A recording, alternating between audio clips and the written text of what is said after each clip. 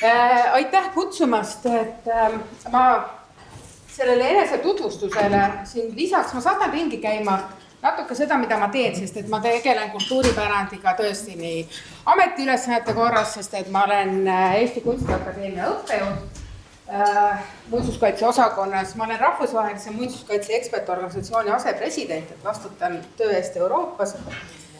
Ja olen töötanud erinevates muinsuskaitsega seonduvates ametites ja mul on hea meel näha siin ka mitmeid kolleege saalis. Ja ühtlasi tegelen kultuuripärandiga siis ka vabal ajal ja isiklikust tahtest, et teen niisuguseid populariseerivaid asju, et neid võib tõesti ringi lasta ja siis sellest kollasest lipikust võite järeldada, et nendega on võimalik pärast koju minna, kui on soovi. Kui on soovi. Et siis Teele palus mulle, ma eelmisest ettekandest lähtuvast kirjutasin siia kiiresti juurde selle, et õiguspärandil on inimõigus. Ja tõesti on, see tuleb inimõiguseks deklaratsioonist.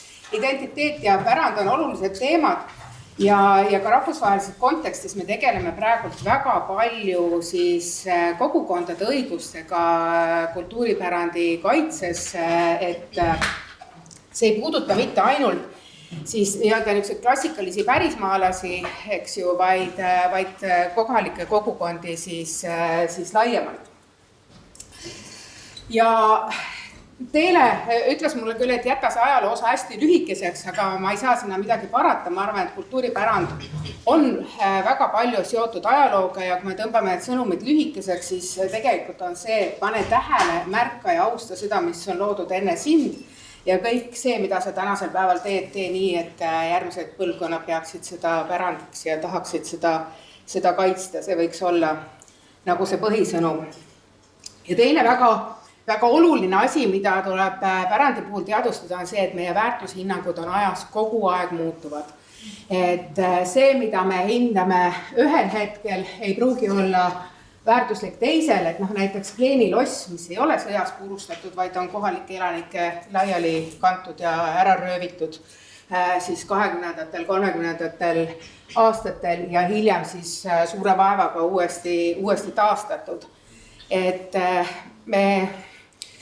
muinsuskaitse on teatavas mõttes pidur, me peame nagu tõmbama mingil hetkel piduri peale, et vaadata, et me ei jääks millestki ilma, mida mitte ainult järgmised põlvkonnad, vaid võib-olla ka me ise mõnekümne aasta pärast väärtuslikuks peame, et see on oluline.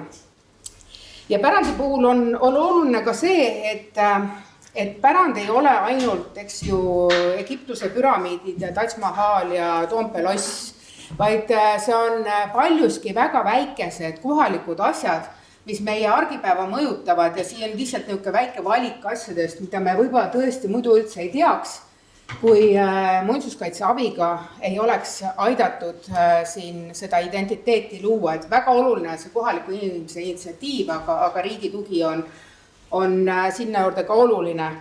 Ja selle näide on ka näiteks see, mis toimub praegu Kalamajas ja Pelgulinnas, et inimestel kipub meelest ära minema, et ainult mõnikümmend aastat tagasi olid ikka väga selges lammutamisohus ja see oli see muinsuskaitse peaga vastu seina jooksmine, mis selle olukorra tegelikult tõusule keeras. Ja meie valdkonnas ei ole vähetähtis ka see meie igapäevases töös ja selles, kuidas hinnatakse muinsuskaitse tööd. Et tänu nendele õudsetele 90-ndatele, mis me siin oleme üle elanud, on muinsuskaitse maine jätkuvalt keeruline. Kusjuures aru ei saa miks, sest me tegeleme maailma kõige toredama tööga, väärtustega, selle peegeldamise kõige muuga, aga ikkagi nagu õhtul ennem lagama minekut lapsi muinsuskaitsega hirmutatakse.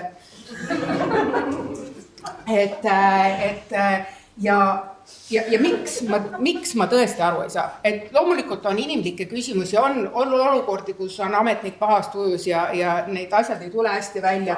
Või on väga keerulised hetked, kui ei suuda langetada otsust ja siis käib edasi-tagasi pendeldamine, aga see sama käib ka teiste valdkondade kohta.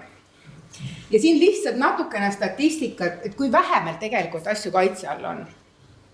Ja mina julgen oma kogemuse põhjal küll öelda, et ma tean seda, mis toimub mujal maailmas, ja ma võin öelda, et Eesti kaitstava pärandi arv on keskmine. Isegi siis, kui me arvame, et meil on mõningaid asju rohkem kaitstud muudes maailma kohtades, siis me oleme maailma kontekstis keskmised. Me oleme suhteliselt tublid, et me ei kannata võrdlust välja Inglismaa või Hollandiga, kus on pika traditsiooniga riigid ja see mälestiste kaitse on nagu iseenesest mõistetav. Aga paljude teiste riikidega me kanname selle võrdluse välja, et meil seda päranditeadlikkust ikkagi on. Ja siis see valge tabel, mis seal on hoonete arv siis muinsuskaitsealadel. Ja ta on jagatud erinevatesse tulpadesse, sellepärast, et nüüd nende uute muinsuskaitsealade põhimäärustega siis vähendati regulatsioone ehk valiti välja need kõige väärtuslikumad hooned, siis need, millel kaitstakse ainult välisfassaade ja siis C-tulp on see, mis on need hooned, mille puhul ei seata piiranguid rohkem kui tegelikult mahtude ja sobivuste osas. Et see number tundub kohutavalt suur. Reaalsuses on need väga paljuski, näiteks Tartus on garaažiboksid, mis on ühe kaupa hoonetena arvel. Et selles suhtes, kui ainult me numbrimaagiat vaatame, siis me võime sattuda segadusse, aga tegelik reaalne pilt on pisut teine. Ja need muinsuskaitsealasid meil on kokku praegult siis 11 linnades ja üks on siis Rebala muinsuskaitseala. Hirmsasti tahtsime kaitseala võtta ka Sillamäed ja ma räägin meie vormis, sest ma olen töötanud muinsuskaitseametis ja kõik kohad, kus ma olen töötanud, ma ei ole sealt kuidagi lahkunud, mulle tundub. Et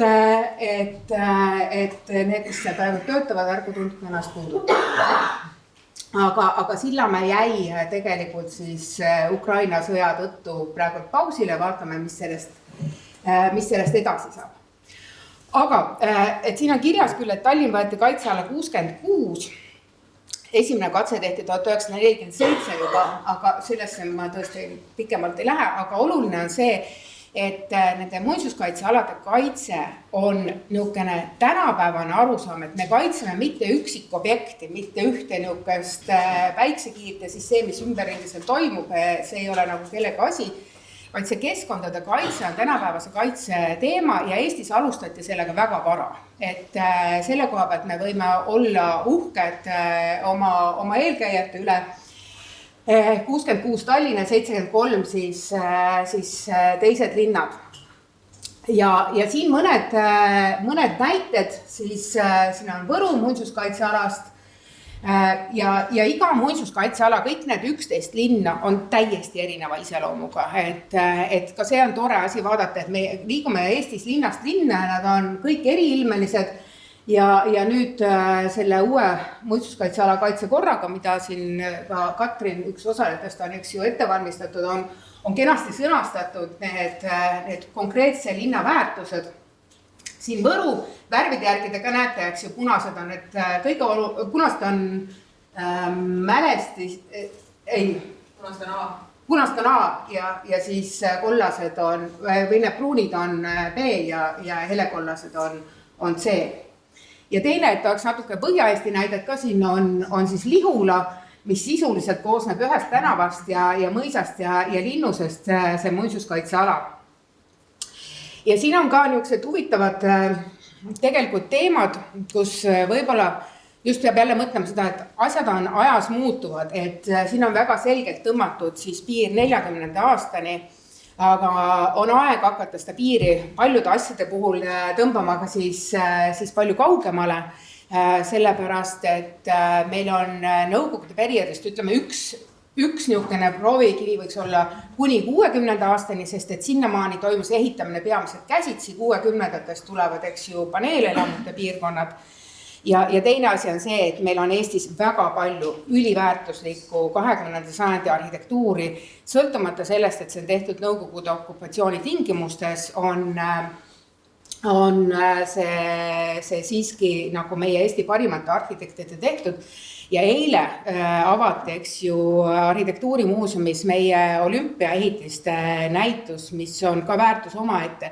Sest et kui te olete kuulanud olümpiamängudest mujal maailmas, siis valdavalt on liialdus, aga paljuski nad jäävad kasutusest välja, sest et neid on ehitatud liiga suured ja meil on nad enamik kasutuses.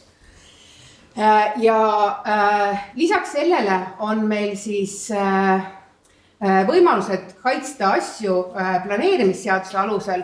Planeerimisseadus ei ole ainult miljööalad, vaid planeerimisseaduse alusel saab määrata ka siis väärtuslikke üksikobjekte ja väga sageli jätavad omavalitsused see tegemata.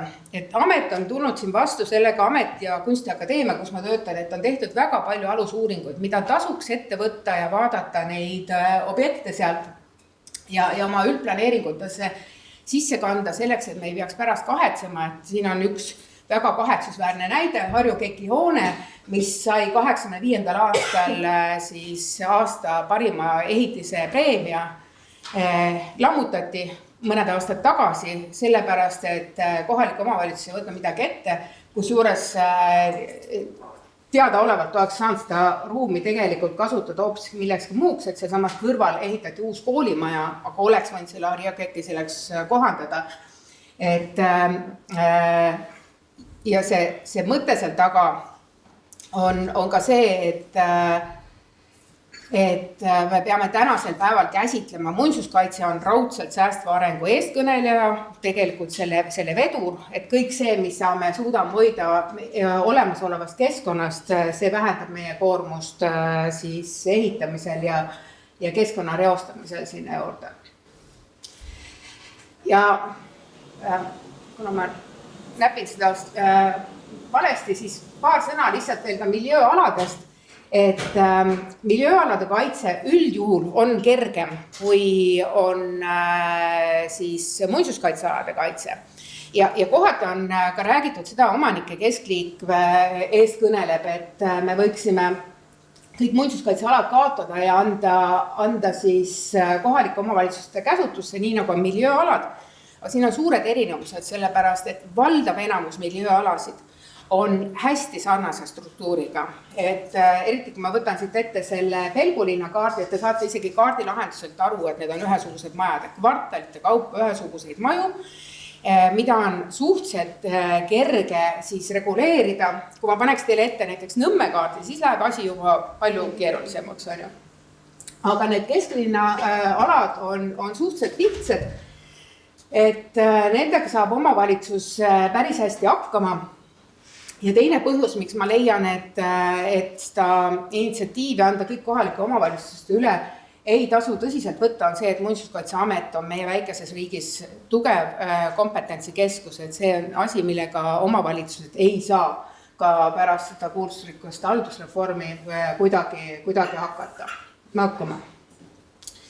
Ja praegu on käimas siis mälestiste nimekirjade ülevaatust ja selle ülevaatuse puhul ei tohi, et hea on võrrelda, eks võtame kõik 6 karjakastelli, paneme kõrvuti, vaatame, milline on kõige parem, aga oluline on teada, et mälestiste nimekiri peaks käituma kui kohalik siis ajalooõpik, nii kohalik kui riiklik ajalooõpik, et asjadel on siis riiklikud ja kohalikud tähtsused ja see, mida ma olen oma ametist õppinud nüüd juba varsti veerand sajandit, et nagu ütles hea kolleeg Jaan Vali, et sa mitte kunagi ei tea lammutamise otsust andes või mingid hoonet maha kandes, et sellest ei saa asja, me kindlasti siia raha ei leia, sa kunagi ei tea, kuhu tuleb see prints valgel hobusel.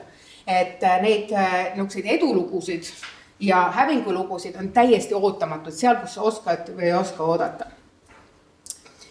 Aga mõned laiemad mõtted veel siit siis rahastamise ja planeerimise küsimuste juurde. Et ICOMOS, see organisatsioon, mida ma esindan, mis on rahvusvaheline muinsuskaitse ekspertorganisatsioon, on juba aastaid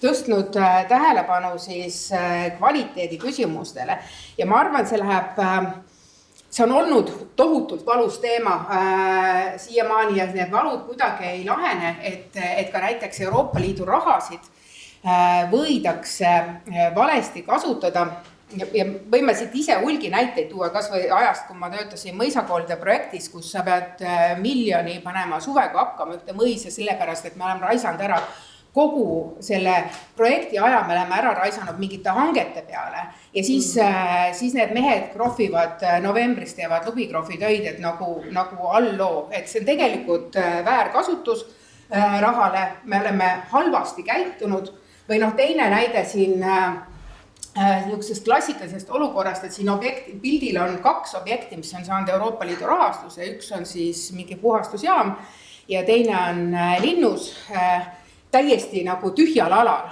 et seda puhastusjaam oleks võinud jumala vabalt selle Euroopa Liidu raha eest ehitada nagu natuke maalt kõrvale järgmise põllu peale, et ta ei pea olema koheselt selle linnuse kõrval. Ja see näide on sellest oluline, et meil läheb tohutult palju raha igasugustele taristuprojektidele, sadamaprojektidele, whatever, puhastusjaamade projektidele, mis ei ole halb, et nad seda raha saavad. Aga me elame silotornides, et ma saan aru, et kui suurtes riikides elatakse silotornides, aga kui Eestis elatakse, kus me tunneme kõik üksteist ja me ikka ei suuda nagu kokku leppida seda, et kui toimub mingi teeparandusprojekt, et siis ühtlasi vaadatakse eelnevalt üle ka arheoloogia või mingisugused ükskõik mis muud teemad, et see on imelik. Ja siis oluline teema on praegu ka keskkonnamõju hindamine ja siis pärandimõju hindamine. Et ma arvan, et te kõik kuulnud praegu seda, mis toimub Estoniaga, et Estoniale telliti kultuuripärandi mõju hindamine, mis on suhteliselt erakordne. Aga tegelikult on pärandimõju hindamine kirjutatud sisse ka keskkonnamõju hindamise siis direktiivi. Ainuke asi on see, et kui keskkonnamõju võib hinnata siis spetsiifiliste teadmistega inimene, siis pärandimõju hindamise seal hulgas võib teha ükskõik kes. Et see on üks hämmastav direktiiv, mida nagunii rakendatakse väga vähe, ainult väga suurte objektide puhul, aga see võiks olla teema, mida kasutada rohkem, aga siis vaadata, et seda tehakse ka korralikult. Et näiteks maaparandajad võivad hinnata pärandimõju. Et see, ma vaatan, ma olen ajast üle, olemasolev ehitis on väärtuslik ressurss, me võime seda jätkata ka siin arutelude juures, aga mul oli üks mõte oli veel, jälle ma liigun tagurpidi ja ma unustasin selle mõtte ära, et siis see mõte oli see, et see kohaliku kaitse teema, et kanda asju üldplaneeringutesse, et me praegu tegeleme, eks ju, Eesti ka kehtestab energiatõhususe direktiivi ja energiatõhususe direktiivi puhul see algne tekst nägi ette seda, et kultuurimälestised on erand ja neile ei pea energiatõhusus kehtima.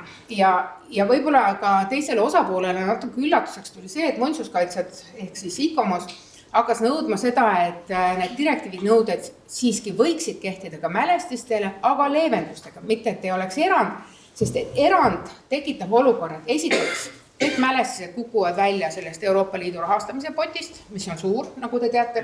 Aga teiseks veel olulisem on see, et ega me ei tähenda seda, et mälestised peaksid olema ebaenergiatõhusad. Aga kui on erand, siis keskmine projekteerija ja arhitekt kohe välistab selle teemal kaasa mõtlemise, et nad ei hakka isegi mõtlema, et järsku leiaksid mingisuguse nutika lahenduse. Ja nüüd on seal direktiivis ette nähtud siis leevendused ja need leevendused on siis erineval moel kaitstavale pärandile, et see definitsioon on pikk, seda muudeti millegipärast selle direktiivi käigus, et see võib kehtida ka hoonetele, mis on siis arhitektuuriliselt või kultuuriliselt väärtuslikud.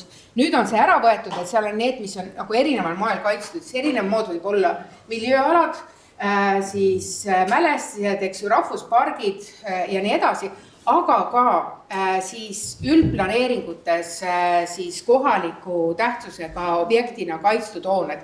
Ja ma tahan sellega rõhutada seda, et see on üks täiendav argument, miks omavalitsused võiksid suhtuda tõsiselt sellesse võimalusse, mida planeerimisseadus neile annab nende kohaliku tähtsusega hoonete määramiseks.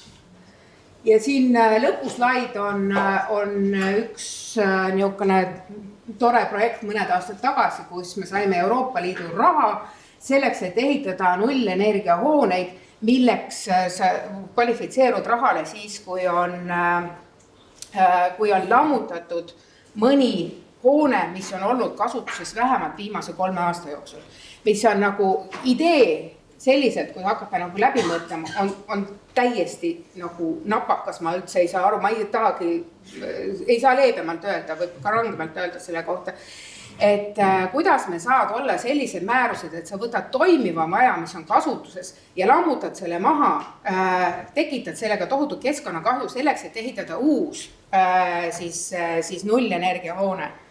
Ja selle nahka on läinud päris palju asju, praegu on minemas see perikolhoosikeskus, mis alguses oli veel täitsa okei, aga nad jätsid selle kütteta tänu selle määrusele ja nüüd see Andrus Kasemaa pannoo sealt tükkidena tuleb. Vot, aga nüüd küsimused.